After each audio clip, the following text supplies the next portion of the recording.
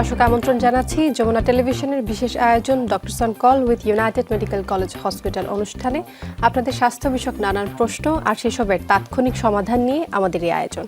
আপনাদের সাথে পুরো আয়োজন জুড়ে সাথে থাকবো আমি ডাক্তার সিদ্রা ইকবাল। দর্শক এই আয়োজনে থাকছেন দেশ বরেণ্য আর আধুনিক চিকিৎসা বিজ্ঞানে দক্ষ চিকিৎসকরা।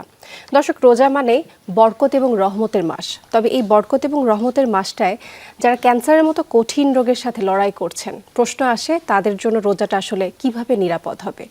তাই আজকের আলোচনার বিষয় হচ্ছে রোজায় ক্যান্সার রোগীর যত্ন, এবং এই বিষয়ে আজ আলোচনার জন্য আমাদের সাথে অতিথি হিসেবে আছেন doctor Ananya Sarkar, consultant clinical oncology বিভাগ, ইউনাইটেড মেডিকেল কলেজ হসপিটাল।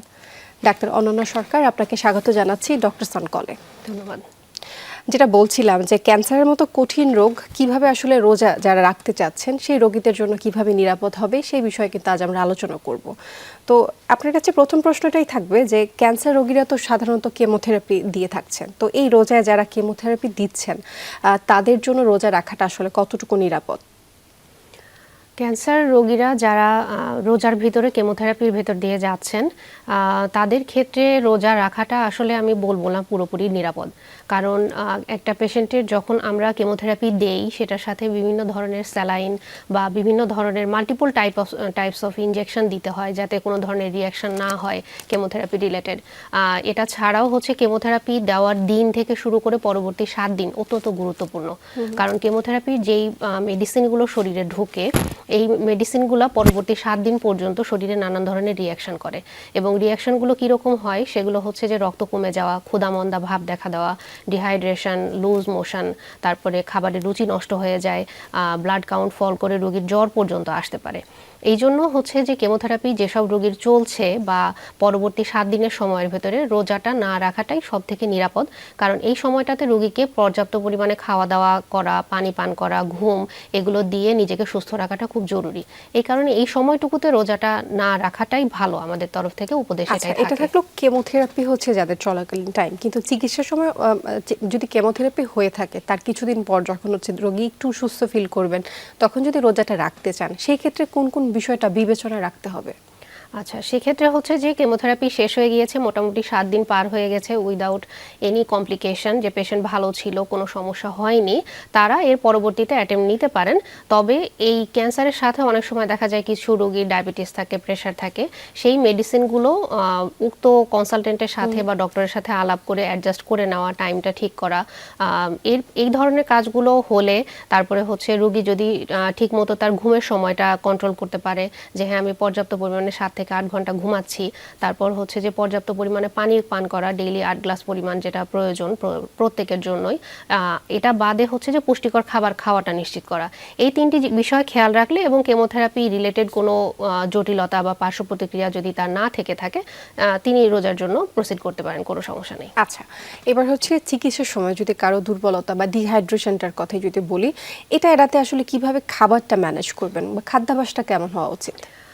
ক্যান্সারের চিকিৎসা চলাকালীন সময় ডিহাইড্রেশনের কারণ অ্যাকচুয়ালি দুটো থাকে। এক হচ্ছে যে পেশেন্টদের খাবারের রুচি নষ্ট হয়ে যায়, ফলে তারা পানি থেকে শুরু করে খাবার কোনো কিছুই খেতে চান না। দ্বিতীয় হচ্ছে যে লুজ মোশনের একটা ব্যাপার থাকে, যে অতিরিক্ত লুজ মোশন হলে পেশেন্টরা অনেক সময় একটু দেরিতে আসেন, তখন দেখা যায় যে অনেকটা ডিহাইড্রেশন হয়ে গেছে। থার্ড কারণ হিসাবে যেটা আসে যে অনেক সময় কেমোথেরাপির ওষুধের পার্শ্ব প্রতিক্রিয়া হিসাবে যেটা হয় যে বমি হয়, মাল্টিপল বার বমি হওয়ার পরেও ডিহাইড্রেশনের ব্যাপারটা আসে। তো এই 3টি ক্ষেত্রে যেটা করা দরকার সেটা হচ্ছে যে আমরা সাধারণত কেমোথেরাপি দেওয়ার পরে পেশেন্টদেরকে বলে দেই যে একটা 2 লিটারের বোতল, পানির বোতল ওই নির্দিষ্ট পেশেন্টের জন্য আলাদা করে রাখা বাসায়। কারণ যখন রোগী নর্মালি 1 গ্লাস পানি খেলাম এরপরে আবার 2 ঘন্টা খেয়াল থাকলো না, ব্যাপারটা আসলে মেনটেন হয় না। তাদেরকে আমরা এভাবেই বলে দিই যে 2 লিটারের একটা পানির বোতল আপনি আপনার জন্য আলাদা করবেন এবং আপনি চেষ্টা করবেন সারা দিনে এই পানিটা শেষ করার। আর যদি কোনো কারণে আপনি ফলের রস, দুধ বা অন্য কিছু খান সেটাকে এই পানির ভেতরেই হিসাব করতে হবে, এই 2 লিটারের ভেতরে। ফলের কি কোনো রকম সীমাবদ্ধতা আছে বা কোনো হচ্ছে নির্দিষ্ট ফল তারা খেতে পারবেন বা খেতে পারবেন না এমন কিছু ফল রয়েছে? ক্যান্সারের সাথে আসলে এরকম ফলের সম্পর্ক ওভাবে নেই, তবে হচ্ছে যে সাথে যদি ডায়াবেটিস প্রেশার থেকে থাকে সেক্ষেত্রে আমরা চিনি বেশি মিষ্টি ফলগুলো একটু মানা করে থাকি এই সময়টাতে। এটা বাদে সবগুলোই খাওয়া যায়। আচ্ছা, কেমোথেরাপির কথাটা যখন আসলো, কেমোথেরাপির একটা প্রশ্ন এখানে থাকে যে অনেক রোগী হচ্ছে ক্যান্সার ধরা পড়ার পরে কেমোথেরাপি দেওয়াটা মানে যখন খুব গুরুত্বপূর্ণ হয়ে ওঠে, অনেকে দিতে চান না, মনে করেন যে কেমোথেরাপি দিলে বরং হচ্ছে আরো বেশি অবস্থা খারাপ হয়ে যাবে এবং আরো দ্রুত হয়তো রোগীর অবস্থাটার অবনতি হবে। তো আসলে কেমোথেরাপি দিলে এই যে ক্যান্সার, এটা আরো ছড়িয়ে পড়তে পারে, বা কেমোথেরাপি নেওয়ার সিদ্ধান্তটা নিতে যে রোগীরা দেরি করেন, এটা আসলে কতটুকু নিরাপদ? এই মানে কেমোথেরাপি ক্যান্সার ধরা পড়ার পরে কেমোথেরাপি যদি ডক্টর সাজেশন দিয়ে থাকেন, সেটা দেরি করা মোটেও আসলে নিরাপদ না। কারণ ক্যান্সারটা শরীরে তৈরি হওয়ার পরে একদিনের জন্য আসলে বসে থাকে না। এটার মতো চেষ্টা করে যে ওই জায়গা থেকে আমি আর কোথায় কোথায় যেতে পারি, রক্তের মাধ্যমে, নোডাল মেটাস্ট্যাসিসের মাধ্যমে, লিম্ফ নোডের মাধ্যমে বিভিন্ন জায়গায় এটা ছড়ায়। এই কারণে হচ্ছে যে ক্যান্সার শনাক্ত হওয়ার পরে নির্দিষ্ট ডক্টর যদি রোগীকে সাজেশন দিয়ে থাকেন যে আপনাকে কেমোথেরাপি নিতে হবে, অবশ্যই দ্রুত নেওয়া উচিত। এবং এটাতে দেরি করা মানে হচ্ছে নিজের সর্বনাশ ডেকে আনা। এটা আমাদের কি আপনারা চেক করেন যে কোন রোগীটা আসলে কেমোথেরাপির জন্য ফিট রয়েছে? অবশ্যই, কারণ হচ্ছে যে কেমোথেরাপি এক ধরনের টক্সিক মেডিসিন, এটা সবাই জানে যে এটা নর্মাল অ্যান্টিবায়োটিকের মতো না যে আমি খেলাম কোনো সাইড এফেক্ট হলো না। প্রতিটা কেমোথেরাপি মেডিসিনেরই বেশ সাইড এফেক্ট আছে এবং এটার জন্য প্রাইমারিলি একটা পেশেন্টের ফুসফুস, লিভার, লাং, কিডনি, এই অর্গানগুলো সবগুলো পারফেক্টলি ফাংশনিং আছে কিনা এটা একদম বেসিক সবারই চেক করতে হয়। ব্লাড লেভেল চেক করতে হয়। আরও যদি কোনো জটিল সমস্যা থেকে থাকে সেই ক্ষেত্রে আমরা ওই সব দিকও মানে আন্ডার টেস্ট এনে যে সব দিক সঠিকভাবে ওনার ফাংশনিং আছে বিবেচনা করে তারপরে আমরা আপনারা সিদ্ধান্তটা নেন। ডাক্তার অনন্যা সরকার, আরো প্রশ্ন আছে। এই মুহূর্তে একটি বিরতির সময় হয়েছে, বিরতির পর আবারও ফিরছি আপনার কাছে। দর্শক, doctors on call with United Medical college হসপিটালে আমরা নিচ্ছি ছোট্ট একটি বিরতি, আমাদের সাথেই থাকবেন।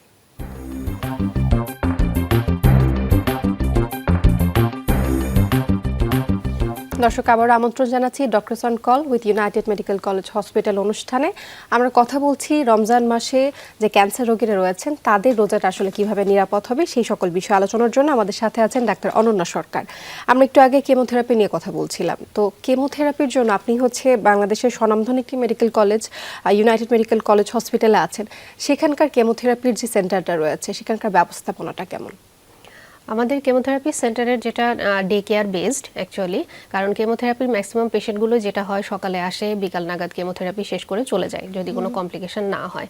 তো আমাদের দক্ষ nursing team, doctors team overall তত্ত্বাবধানে থাকেন কেমোর পেশেন্টগুলোর, এবং প্রতিটা রোগীকে পরীক্ষা করে নির্দিষ্ট শিডিউল দিয়ে সেগুলো মেনটেন করা হয় এভাবে। এবং প্রতি মাসেই কমপক্ষে, এখন যেটা আমরা নতুন হসপিটাল আমরা মাত্র শুরু করেছি, প্রতি মাসে কমপক্ষে 20 পেশেন্টসের কেমোথেরাপি চলছে এখনো। আচ্ছা, এবার একটু চলে আসি যে ক্যান্সার আক্রান্ত রোগীর কোন লক্ষণ দেখলে রোজা বন্ধ করে চিকিৎসকের সঙ্গে দ্রুত যোগাযোগ করতে হবে?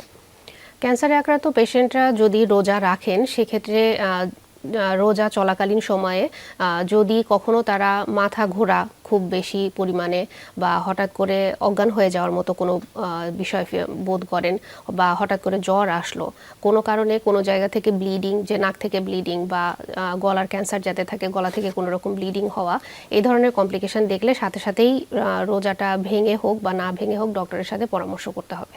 আচ্ছা, আমরা তো একটু আগে হচ্ছে কেমোথেরাপি নিয়ে কথা বলছিলাম, একটু রেডিওথেরাপি নিয়ে কথা বলতে চাই। তবে ফার্স্টে আমি একটু কেমোথেরাপি এবং রেডিওথেরাপি এই দুটো বিষয়ে যে মানুষের যে ধারণাটা সেটা আপনার কাছে একটু জানতে চাই, যে আসলে দুটো কি আলাদা নাকি একই জিনিস? আচ্ছা, কেমোথেরাপি আর রেডিওথেরাপি দুটো হচ্ছে ক্যান্সারের ট্রিটমেন্টের দুই ধরনের পদ্ধতি। কেমোথেরাপি হচ্ছে যে মেডিসিনগুলোকে আমরা সাধারণত বেশিরভাগ ক্ষেত্রে স্যালাইনের ভেতরে মিশিয়ে রোগীর শিরাপথে প্রবেশ করাই একটা নির্দিষ্ট টাইম পিরিয়ড ধরে, এবং এই শিডিউলগুলো, কেমোথেরাপির শিডিউলগুলো সাধারণত 7 দিন পর পর কিছু আছে, 14 দিন পর পর থাকে, আবার কারো কারো ক্ষেত্রে 21 দিন পর পর থাকে। আর কেমোথেরাপির মেডিসিন অনেক সময় ওরালও হয়, মানে ট্যাবলেট আকারেও বা ক্যাপসুল আকারেও পেশেন্ট খেতে পারে। তো এটা হলো কেমোথেরাপির বিষয়। আর রেডিওথেরাপি যেটা, সেটা হচ্ছে যে একটা বড় মেশিন দিয়ে ট্রিটমেন্ট দেওয়া হয়। পেশেন্ট হচ্ছে বেডে শুয়ে থাকেন, আমাদের যেরকম প্রতিদিনের অভিজ্ঞতা থাকে এক্সরে করার মতো, এটাও সেরকমই থাকে। পেশেন্টরা রেডিয়েশন দেখতে পান না বা কোনো কিছু ফিল করেন না। এটা হচ্ছে পেশেন্ট সেট আপ করার পরে মেশিন থেকে রেডিয়েশনটা এসে ক্যান্সার সেলগুলোকে ধ্বংস করে শরীর থেকে আবার বের হয়ে যায়। এটাই হচ্ছে রেডিওথেরাপি বা রেডিয়েশন। খুব চমৎকারভাবে আপনি বিশ্লেষণ করলেন। যেটা বলছিলাম যে রেডিওথেরাপি চলাকালীন সময় যদি কেউ রোজা রাখে সেটা কি রাখা যাবে কিনা?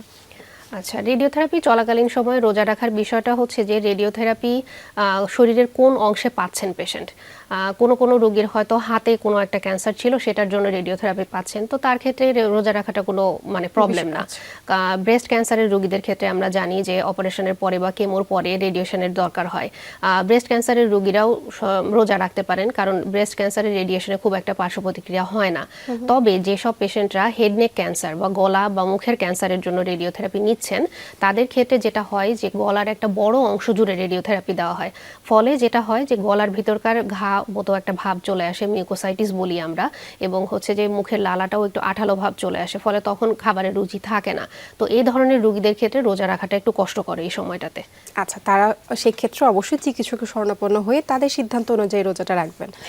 এবার একটু চলে আসি যে মেটাস্ট্যাটিস স্টেজ 4 ক্যান্সার যেটাকে আমরা বলি, সেই ক্যান্সারের রোগীরা রোজা রাখতে পারবেন কিনা সেই প্রশ্নটা আছে, বাট তার আগে আমি একটু জানতে চাচ্ছি মেটাস্ট্যাটিকটা আসলে আমরা কি বুঝাচ্ছি, বা স্টেজ 4 ক্যান্সারটা কি? স্টেজ 4 ক্যান্সার আসলে আমি যদি সহজ বাংলায় বলি, সেটা হচ্ছে ক্যান্সার যদি শরীরের এক জায়গা থেকে তৈরি হয়ে কিছুদিনের ভেতরে অন্য আরেকটা জায়গায় ছড়িয়ে যায়, এটাকে আমরা স্টেজ 4 ডিজিজ বলি বা মেটাস্ট্যাটিক ডিজিজ বলি।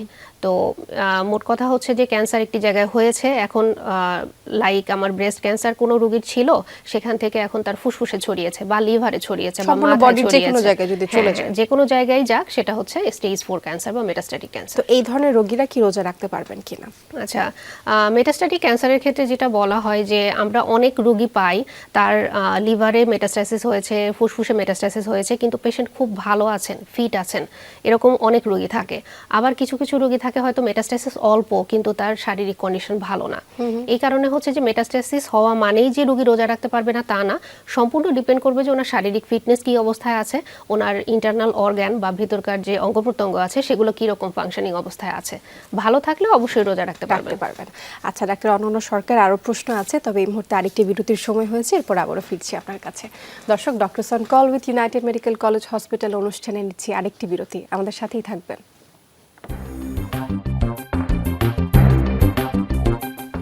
দর্শক, আবারও স্বাগত জানাচ্ছি doctors on call with United Medical College hospital অনুষ্ঠানে। আমরা কথা বলছি রমজান মাসে ক্যান্সার রোগীদের যত্ন নিয়ে, এবং হচ্ছে এই বিষয়ে কথা বলবার জন্য আমার সাথে আছেন ডাক্তার অনন্যা সরকার। আমরা একটু আগে হচ্ছে মেটাস্ট্যাটিক বা হচ্ছে স্টেজ 4 ক্যান্সার নিয়ে আলোচনা করলাম। এবার একটু ক্যান্সার রোগীতে তো অনেক সময় অপারেশনের প্রয়োজন হয়ে থাকে, তো সেই ক্ষেত্রে হচ্ছে অপারেশনের পর বা চলমান চিকিৎসায় নারীদের জন্য বিশেষ পুষ্টি ও বিশ্রামের পরামর্শ আপনি কি দেবেন? ক্যান্সারের রোগীদের যাদের অপারেশন হয়েছে বা পরবর্তী ট্রিটমেন্টে যাবেন, তাদের ক্ষেত্রে অবশ্যই এই খাবার দাবার বা পুষ্টি বিষয়ক জিনিসটা খেয়াল রাখতে হবে। কারণ হচ্ছে অপারেশনের পরে শরীরের উপর দিয়ে আসলে একটা বড় ধকল যায়। এই ধকলটার আমরা রোগীদেরকে সহজ বাংলায় বলি যে আপনার উপর দিয়ে যে ধকলটা গেল, এটা আপনাকে এখন খাওয়া দাওয়া করে পূরণ করতে হবে। কারণ ক্যান্সারের চিকিৎসাতে সাধারণত অপারেশন বা সার্জারিটা প্রাথমিক ধাপ হয়, এর পরবর্তীতে ওই রিপোর্ট অনুযায়ী আমরা রেডিওথেরাপি বা কেমোথেরাপিতে যাই। তো ওই ধকলটা যদি রোগী ঠিকমতো খাওয়া দাওয়া করে না সামলাতে পারেন, আমাদের জন্য পরবর্তী ট্রিটমেন্টে যাওয়াটা একটু ডিফিকাল্ট হয়ে যায়। তো এই কারণে আমরা আমাদের পেশেন্টগুলোর জন্য যেটা করি যে আমাদের ডায়েটিশিয়ান যিনি আছেন, উনি রুটিনলি সব পেশেন্টকে দেখেন এবং একটা প্রপার গাইডেন্স বা একটা প্রপার ডায়েট চার্ট প্রতিটা রোগীকে দেওয়া হয়, এবং পেশেন্টরা সাধারণত ওটাই ফলো করেন, এবং আমাদের মোটামুটি দেখা যায় যে 2 থেকে 3 সপ্তাহের ভেতরে পেশেন্টরা সাধারণত রিকভার করে যান। আচ্ছা, এবার একটু আমি কিশোর কিশোরীদের কথা বলতে চাই। অনেক সময় তো দেখা যায় যে কিশোর কিশোরী যারা হচ্ছে 13-14 বছর বয়স হয়েছে, তারাও হচ্ছে রোজা রাখতে অনেকটা ইচ্ছুক থাকে, অনেকের প্রথম রোজাও থাকে, কিন্তু তারা ক্যান্সারের পেশেন্ট যদি হয়ে থাকে, সেক্ষেত্রে হচ্ছে তাদের জন্য আপনার কি পরামর্শ থাকবে? সেই ক্ষেত্রে পরামর্শটা আসলে বড়দের ক্ষেত্রেও যেটা বাচ্চাদের ক্ষেত্রেও একই রকম, যে শারীরিক ফিটনেস যদি থাকে, পেশেন্ট যদি কেমোথেরাপি বা রেডিওথেরাপি নিচ্ছে কিন্তু সেরকম কোনো কমপ্লিকেশন হচ্ছে না, বা চিকিৎসা শেষ হয়ে গেছে, এখন ফলো আপে আছে, কোনো ডক্টরের আন্ডারে রেগুলার চেক আপ করাচ্ছেন, টেস্ট করছেন, সবই ভালো আসছে, এরকম রোগীরা অবশ্যই রোজা রাখতে পারবে, সেটার বিষয়ে কোনো সমস্যা নেই। আচ্ছা, যেটা আপনি বলছিলেন সেই প্রসঙ্গটাই চলে আসলো যে পূর্বে ক্যান্সার ছিল, তবে এখন সম্পূর্ণভাবেই সুস্থ আছেন, তো এমন বয়স্ক রোগীদের ক্ষেত্রে রোজা চিকিৎসায় কোনো পার্শ্ব প্রতিক্রিয়া বাড়তে পারে কিনা? যাদের ট্রিটমেন্ট শেষ হয়ে গিয়েছে, তা যারা রেগুলার চেক আপে আছেন, সাধারণত আমরা এই ধরনের রোগীগুলোকে 3 মাস থেকে 6 মাস পর পর দেখে থাকি, এবং সব ধরনের টেস্ট করে এতটুকু নিশ্চিত করি যে ক্যান্সার ওনার শরীরে আছে কিনা বা কোনো প্রবলেম করছে কিনা।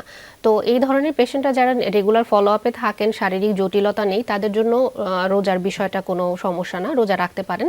তবে যারা এই ফলো আপে থাকাকালীন সময়ও খুব বেশি শারীরিকভাবে ফিট না, মানে সব কোনো না কোনো দিক থেকে হয়তো কম্প্রোমাইজড আছেন, যেমন কিডনি ঠিকমতো কাজ করছে না বা হার্টে কোনো একটা একটা জটিল সমস্যা আছে তাদের ক্ষেত্রে বলবো যে রোজাটা না রাখাই ভালো। আচ্ছা, পরিবার আসলে কিভাবে রোজার সময় একজন ক্যান্সার রোগীর পাশে থাকতে পারেন, যেহেতু এখানে একটা মানসিক সাপোর্টের অনেক বেশি প্রয়োজন আছে? ক্যান্সার রোগীদের পরিবার আসলে অনেক কিছুর ভিতর দিয়ে যায়, এটা একটা খুব জটিল সমস্যা। এবং প্রতিটা ক্যান্সার রোগীর ভেতরে সব থেকে বেশি ভয়টা যেটা কাজ করে যে আমি কি পরবর্তী রোজাটা পাবো কিনা, এটাই কি আমার লাস্ট রোজা কিনা, প্রতিটা পেশেন্টের এটাই আসলে প্রথম প্রশ্ন থাকে। এবং অনেক সময় দেখা যায় যে শারীরিক অবস্থা আসলে এতটাই নাজুক অবস্থায় থাকে যে রোজা পেশেন্ট সবাই আমাদেরকে জিজ্ঞাসা করেন যে আমি কি রোজা রাখতে পারবো কিনা। উনি নিজেও বুঝতে পারছেন যে উনি আসলে রাখতে পারবেন না, তারপরেও উনি একটু কাউন্সিলিং চাচ্ছেন, একটু কমফোর্ট চাচ্ছেন যে আরেকজন ওনাকে বলুক। তো এইভাবেই আসলে কিছুটা মানে কি বলবো, সুইট টকের মাধ্যমে একটু সুগার কোটেড করে রোগীর সামনে রাখতে হয় যে আপনার এখন একটু জটিলতা আছে, আপনি একটু পরে রাখেন বা পরবর্তীতে এটা রোজাটা আদায় করে নিয়েন। সেম জিনিসটা পরিবারের লোকজনদের সাথেও আমি আলাদাভাবে কথা বলি যে একজন ক্যান্সার রোগীর মানসিক অবস্থা আসলে আমাদের পক্ষে বোঝা সম্ভব না, কারণ আমার মৃত্যু ঘন্টা বেজে গেছে, এই জিনিসটা উনি যে রিসিভ করছেন এবং রিসিভ করার পরে যে ট্রিটমেন্ট নিচ্ছেন এটা অনেক জটিল এবং কষ্টদায়ক একটা ব্যাপার। এই কারণে আমি বলি, অনেক রোগীর লোকজন এসে কমপ্লেন করে যে এত মেজাজ খিটখিটা হয়ে গেছে যে ওনার দেখাশোনা করাটাই আমাদের জন্য কষ্টকর হয়ে যাচ্ছে। তাদেরকে আমি আলাদা করে কাউন্সেলিং করি যে ওনার কষ্টের ব্যাপারটা আপনিও বুঝবেন না, আমিও বুঝবো না। এবং রোজার সময়টাতে তো আরও বেশি থাকে, পেশেন্টের ভেতরে একটা অপরাধ বোধ কাজ করে যে উনি রেগুলার রোজাটা রাখতে পারছেন না। এই ক্ষেত্রে পরিবারের বাকি সদস্যদের যেটা করা দরকার, অত্যন্ত সহনশীল আচরণ হওয়া উচিত এবং পেশেন্ট যেভাবে চাচ্ছেন তাকে মানসিক আঘাত না দিয়ে যতখানি তাকে খুশি রাখা যায় এই চেষ্টাটুকু করা। আচ্ছা, তো এই যে ক্যান্সার রোগী এবং পরিবার এই দুজনেরই সাপোর্টে কিন্তু একজন ক্যান্সার রোগী হচ্ছে ভালো হয়ে আসতে পারেন। তো এখানে অনেক বড় একটা ভূমিকা পালন করে ভালো করে একটা কাউন্সেলিং। একজন চিকিৎসক যদি হচ্ছে পরিবারকেও যদি কাউন্সেলিং করেন ক্যান্সার রোগীর পাশাপাশি, সেক্ষেত্রে কিন্তু ব্যাপারটা আরও সহজ হয়ে ওঠে। তো আপনারা কি হচ্ছে পরিবারকে কাউন্সেলিং করবার জন্য কোনো রকম পদক্ষেপ নিচ্ছেন কিনা বা নিয়ে থাকেন কিনা? আচ্ছা, এই ক্ষেত্রে হচ্ছে যে ব্যাপারটা আসলে পার্সোনালাইজ ডক্টরের উপরে ডিপেন্ড করে। আমি যেটা করি সেটা হচ্ছে যে পেশেন্টকে প্রাথমিকভাবে দেখার পরে আমার ফার্স্ট কোশ্চেনই থাকে যে পেশেন্ট জানে কিনা ওনার কন্ডিশন। এটা একটা বড় স্টেপ।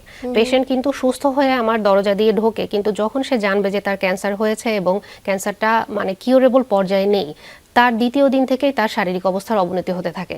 আমি এই কারণে এই ব্রেকিং দ্য ব্যাড নিউজটা সাধারণত যদি পেশেন্টের ফ্যামিলির লোকজন প্রিফার না করে, আমি সরাসরি পেশেন্টকে দেই না। যে সে তার একদম অ্যাকচুয়াল মানে সিচুয়েশনটা না জেনে যদি ভালো থাকে, লেট হিম বি বা লেট হার বি। এরপরে যেটা আমি করি যে পেশেন্টের সমস্ত কিছু চেক আপ করার পরে উনি বাইরে ওয়েট করেন, ফ্যামিলির যারা ডিসিশন মেকার, যারা ওনাকে দেখাশোনা করবেন, তাদেরকে আমি বাকি জিনিসটা মানে কাউন্সিলিং প্লাস হচ্ছে যে ব্যাখ্যা করা যে আপনার পেশেন্টটা আমার কাছে এই পর্যায়ে এসেছে, আমি এগুলো করব এবং সেটার আউটকাম এরকম আপনারা পাবেন। এই হচ্ছে বিষয়। মোট কথা আমি মানে আমার পার্সোনাল থেকে চেষ্টা থাকে যে প্রতিটা রোগী যারা আমার সাথে কনসাল্ট করছে বা রোগীর ফ্যামিলির সদস্যরা, তারা যাতে একটা সঠিক ধারণা নিয়ে ওখান থেকে বের হতে পারেন যে আমার রোগীর কি হয়েছে এবং আমি কি করতে হবে এবং আমি কি করলে কি রেজাল্ট পাবো। এখানে আসলে চিকিৎসকদের অনেক বড় একটা ভূমিকা রয়েছে, যে যেহেতু ক্যান্সার এমন একটা রোগ, মানে একে তো রোগী হচ্ছে জানেন যে মৃত্যু ঘন্টা বেজে গেছে, তবে আমরা এখানে একটা কথা বলতে পারি যে ক্যান্সার অনেকগুলো ক্যান্সারই আসলে হচ্ছে, সবগুলো ক্যান্সারের শেষ ঠিকানা আসলে মৃত্যু নয়। কিছু ক্যান্সার আছে যার শেষ ঠিকানা হয়তো মৃত্যু, এটা অবশ্যই ঈশ্বর ভালো জানেন।